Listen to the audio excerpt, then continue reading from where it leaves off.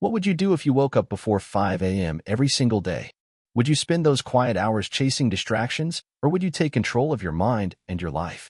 Have you ever felt trapped by your emotions, dragged down by anxiety or anger, even before the sun rises? We all face this. The difference lies in how we respond. In the stillness of the early morning, there is a hidden power. The world is asleep, but we are awake. This is our time to practice the ancient art of self-mastery.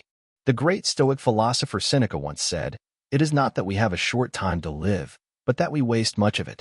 Waking early is not about being productive for others, but about claiming back our time, our peace, and our purpose. Think of it this way. The mind is like a garden. If we allow weeds, negative thoughts, and destructive emotions to grow unchecked, they will take over. But when we tend to this garden in the quiet hours, watering it with reason and calm, we begin to see the fruits of self-control and resilience. Welcome to Book Boost, your space to grow stronger every day. Here, we explore the timeless wisdom that shapes champions of life. If you find this message stirring something deep within, please take a moment to like, comment, share, and subscribe.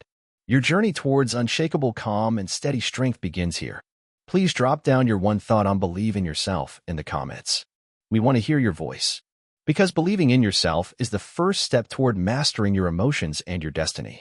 As the sun waits patiently to rise, so must we learn patience with ourselves. Self-control is not a gift but a skill, forged in moments like this, before dawn. This is the hour when we build the fortress of our mind, brick by brick, against the storms of life. And when the world stirs awake, we stand ready, unshaken, unafraid, in command. When the world is still wrapped in darkness, before the first light touches the sky, the mind has a chance to rise above chaos. This time is sacred, not for idle thoughts, not for worries, but for the quiet work of mastering ourselves. We must learn to rule the mind before the world even stirs. Because if we lose control of our thoughts in these early hours, how can we expect to hold power over the day ahead? The mind is the battlefield where our greatest wars are fought. The enemy is not outside, but within: fear, anger, doubt, and distraction. These forces are subtle and persistent. They creep in like shadows, whispering false stories that weaken our spirit. But the Stoics taught us to recognize these lies for what they are: illusions that enslave us. Marcus Aurelius said, "You have power over your mind, not outside events." Realize this, and you will find strength. Strength begins with awareness. When you wake before dawn, the first task is to quiet the noise inside. Not with distractions or busyness, but with stillness and clarity. The breath is the anchor. Watch it: slow, steady, calm. This simple act returns the mind to the present moment. It reminds us that the only thing we truly control is our own response.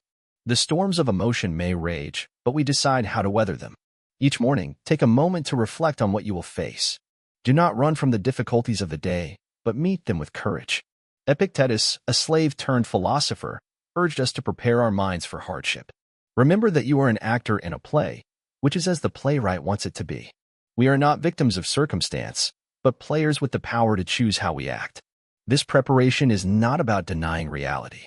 It is about accepting it fully. The Stoics call this a more fatty love of fate. To embrace whatever comes, not with resistance, but with understanding. When the mind accepts reality as it is, not as it wishes, it finds peace. When we stop fighting the inevitable, we stop suffering needlessly. Before the world wakes, we must train the mind to see things clearly, to separate what is in our control from what is not. The weather, other people's opinions, events, these lie outside us. We cannot command them. But our thoughts, our choices, our actions, these are ours alone. This is the essence of freedom. Practice this each morning. Think, today, I will not be disturbed by things beyond my control. Today, I will meet anger with patience, fear with courage, sorrow with acceptance. This is not easy. It takes practice, like lifting weights to build muscle. The mind grows stronger by facing resistance. We must remember that emotions are like waves on the surface of the ocean. They rise and fall, but deep below is a calm, steady sea. Our task is to dive beneath the surface, to find that stillness where reason rules. This is the place of true power. When distractions come, notice them. Do not follow their pull. Label them as passing clouds in the sky of your mind. The more you observe without reacting, the less control they have over you. This is the art of detachment, not indifference, but freedom from being tossed by every wind. In these early hours, we set the tone for the entire day. If we begin ruled by calm and clarity, that energy carries us forward. If we start scattered and restless, the chaos grows. The greatest victories are won before noon. This is why the wise rise early, not just to gain time, but to win themselves. There will be moments when old habits whisper for attention, the urge to complain, to blame, to despair. Resist them.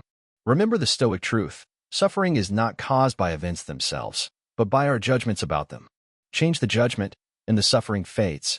Think of your mind as a fortress. Each morning, strengthen its walls with reason and patience. The gates must be guarded carefully. Do not allow destructive emotions to storm in and take hold. Fortify your spirit with self-awareness and discipline. This discipline is not punishment but liberation. Like a craftsman shaping stone, we chisel away the unnecessary, revealing the strong form beneath. With each morning of ruled thoughts, we become more ourselves, calm, steady, unshaken. Do not fear solitude in this early time. The world's silence is a friend, a mirror to your soul. Use it to examine your desires and fears honestly. The Stoics remind us that true happiness depends not on wealth or fame, but on living according to nature, meaning in harmony with reason and virtue. So, when the alarm calls you before the sun, answer not with groans but with resolve. This is your chance to rise above the herd, to take the reins of your own mind. The quiet moments belong to those who dare to claim them. Through ruling your mind each morning, you build a fortress no storm can breach. The chaos of life may rage outside, but inside, you remain serene. You become a master, not a victim. This is the path the Stoics walked, and it is the path we walk today. Not because it is easy, but because it is true. Because self-control is not just strength, it is freedom. Freedom to live fully, to act wisely, to be at peace no matter what comes. Enter voluntary discomfort. There is a reason why the most powerful people in history didn't run from hardship. They walked toward it. A man who chooses comfort every day becomes soft not only in his body, but in his spirit. He forgets how to endure. He forgets how to hold his ground. The Stoics knew this. They believed that peace does not come from avoiding discomfort, but from training ourselves to face it with calm. Waking up before the world and choosing difficulty on purpose is not madness. It is discipline. It is strength. When we step into voluntary discomfort, we meet the real version of ourselves. We see what we're made of, not when things are easy, but when they are hard. It's in the cold shower, the long run, the skipped meal, the silence when everyone else is speaking. These are not punishments. These are lessons. They are quiet teachers that build something unbreakable inside us. Marcus Aurelius once wrote, "You have power over your mind, not outside events." Realize this, and you will find strength. We test that power by placing ourselves in situations where we are not in control of what is happening, but we remain in control of how we react. It is easy to be calm in comfort, but calm in discomfort, that is power. Most people avoid discomfort their whole lives. They avoid cold, pain, effort, failure, embarrassment. They build their lives around avoiding what hurts. And so, they become weak. They fall apart at the first sign of difficulty. But you are not meant to fall apart. You are meant to rise. That only happens when you face the hard things willingly. Let us wake before the sun, not to scroll, not to entertain ourselves, but to train. To put the body in motion, even when the mind says no. To do the hard thing, while the easy thing whispers seduction. We do not chase suffering, but we do not run from it either. We use it. We mold ourselves with it. The man who walks through voluntary discomfort is never shocked by pain. When the world throws him into the fire, he does not scream. He has already been there. He knows how to breathe through the burn. The Stoics trained themselves in hardship so that no misfortune could break them. This was not philosophy for them. This was survival. This was greatness. Seneca fasted. He walked the streets in worn clothes. He slept on hard ground. Why? To prepare. To remind himself that life does not owe him comfort, and to teach his mind that it is not luxury that makes him strong, but reason, endurance, and will. In our time, we must do the same. The world has become too soft. We are told to avoid what hurts. But we must ask, how will we grow if nothing tests us? How will we learn if we always choose what's easy? The discomfort we choose is the armor we build. It's the fire we light inside that no one can put out. Let the first hour of the day belong to challenge. Move your body. Resist the pull of pleasure. Take the cold shower, not for the thrill, but for the strength. Walk outside when it rains. Carry the weight until your hands shake. Fast when you're hungry. Say nothing when you're angry. These are not acts of suffering. These are rituals of the strong. There is a hidden joy in discomfort, not in pain itself, but in who you become when you endure it. You walk taller. You speak clearer. You stop fearing what the world might do to you. Because you already know you can take it. Every time you say yes to discomfort, you silence the voice that says, I can't. That voice is not real. It is fear. It is weakness. And it dies a little every time you do something hard on purpose. People will not understand. They will ask, why would you make life harder than it needs to be? Let them ask. Let them stay comfortable. But you are training for something greater. You are not building a life of ease. You are building a mind of steel. Even the body follows the mind. When you make peace with discomfort, your body responds. You become more alert, more focused, more alive. And in those early hours, when the world is silent, you will feel it, the quiet pride of someone who has already conquered their first battle of the day. You won't need applause. You won't need permission. The strength will speak for itself. It will show in your posture, your voice, your choices. You will carry yourself like someone who has faced the storm and did not break. This is the life of those who rise before the sun, not just to be productive, but to become unshakable, to meet challenge with a steady gaze, to become so familiar with hardship that nothing surprises you anymore. Voluntary discomfort is a secret passage to freedom. It reminds you that you need very little, that the pleasures the world chases, they are fleeting. But your will, your calm, your inner strength, these are lasting. These are yours. And as the day begins, while others are just waking up, you will already have one. You will have chosen to suffer a little, so you won't suffer a lot. You will have faced the voice that says, stop, and you will have walked past it. Quiet, steady, in command. The day ahead is like a battlefield. Before you even step onto it, the wise warrior prepares. This preparation is not just physical, it is far deeper. It is a preparation of the mind and spirit. We do not wait for trouble to come and then react. We face the truth before it arrives. The Stoics call this practice premeditatio malorum, the premeditation of evils. It is a daily exercise, a quiet moment where we imagine the difficulties that might come our way, and we meet them in advance. Why do this? Because life is unpredictable. Pain, failure, loss, insult, these things will find us if we do not prepare. But when we have already faced them in our minds, when we have seen them clearly and accepted their possibility, they lose their power to surprise or overwhelm us. Like a blacksmith heating metal again and again to make it stronger, we harden ourselves through this mental rehearsal. When you wake before dawn, take those silent moments to see the day clearly. Picture the challenges you may face, not with fear, but with calm readiness. If you expect anger from others, remind yourself that their anger belongs to them, not to you. If you expect failure or setback, remember that your value is not tied to success or failure. You are steady, like a rock in a stormy sea. This readiness is not fatalism. It is not surrender. It is strength. Marcus Aurelius, a great Stoic emperor, wrote that we should begin each day by telling yourself, I shall meet with interference, ingratitude, insolence, disloyalty, ill will, and selfishness. All of them due to the offender's ignorance of what is good or evil. To anticipate these trials is to refuse to be caught off guard. Prepare yourself, then, as a soldier prepares for war, not with fear, but with discipline and clarity.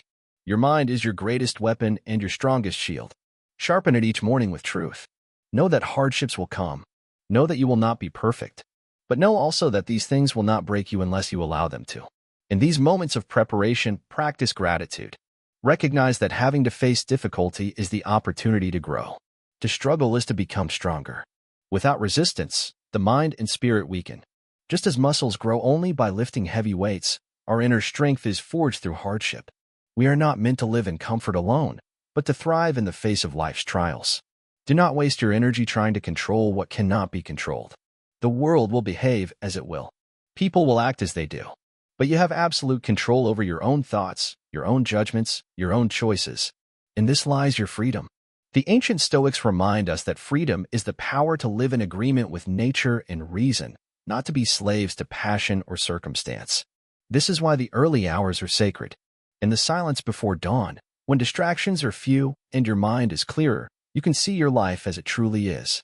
You can prepare to meet the world with a calm heart and a steady mind. This is your moment to build the foundation of the day, stone by stone. It is not enough to simply hope for a good day. That hope is fragile. Instead, build your day on a foundation of readiness, on the certainty that you will meet difficulties and will choose how to respond. This choice, how you respond, is where your power lies. Remember Epictetus' words, it's not what happens to you, but how you react to it that matters. When you prepare your mind each morning, you take this teaching to heart.